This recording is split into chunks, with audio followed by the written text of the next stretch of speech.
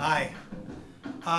This is sort of a video follow-up to the written post at my blog, if you're at my blog watching this as opposed to somewhere else, about the Columbine massacre anniversary, the 10-year anniversary. And what I wrote today, I sort of just shat out. I wasn't really that inspired by it. And I suppose I was trying to avoid dealing with my deep emotional fear and anxiety tied to theatrical bloodletting like the Columbine massacre.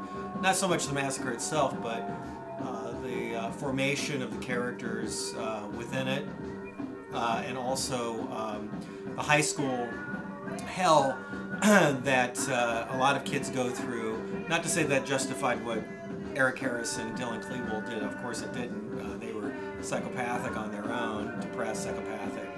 But I really tap into that, and I project it onto my son, which is a really stupid thing for me to do. And I'm about to pick my son up from school, so I got to rush this along because I don't want him to see Dad here in the living room confessing this, but it is true.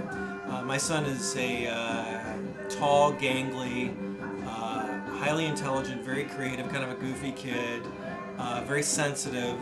He's now got really long hair, and I worry about him. I fear about him, not so much being a Columbine shooter or even a victim of something like that, just being caught in the maelstrom of high school hell, which he's going to face in about a year and a half. He's in 7th grade, ending 7th grade, so he's got another year before he enters high school, and I'm frankly terrified for him. I don't know why.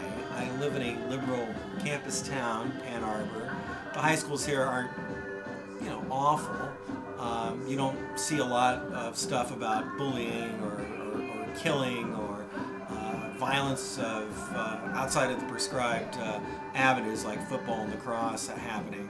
So it's really my problem, and I'm just here confessing this because I really couldn't put in words for some reason. I tried to write about it 3 times today, and I just couldn't come to any real reasonable conclusion as to why I feel this way.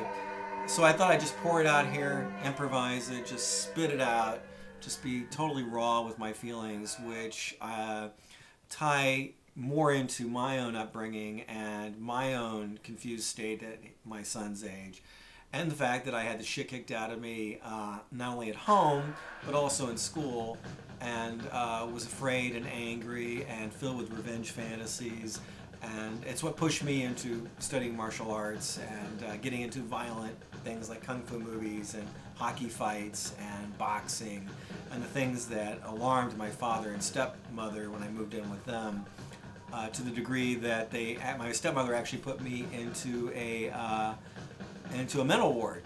My 16th year, the summer of 1976, the bicentennial month, as a matter of fact, July 1976, which I will go into more thoroughly at a later date. I've touched on it before. I'm trying to protect my son from all of this, and as he gets older and as he gets involved in that age group's dementia and craziness and insecurity and confusion, I project more and more on him. And especially today I'm feeling it because of the Columbine thing, and I spent all morning looking at Columbine stuff and listening to Columbine tapes. And so, yeah, I'm fucked in the head, but hopefully that will be passed on to my son, who's a great kid. He's a wonderful writer. His English teacher told us that he's one of the best writers in the class, has a great imagination, and which is wonderful. Now he's got to apply it to the real world that I fear in so many ways. So that's all, and I will catch you on the other end.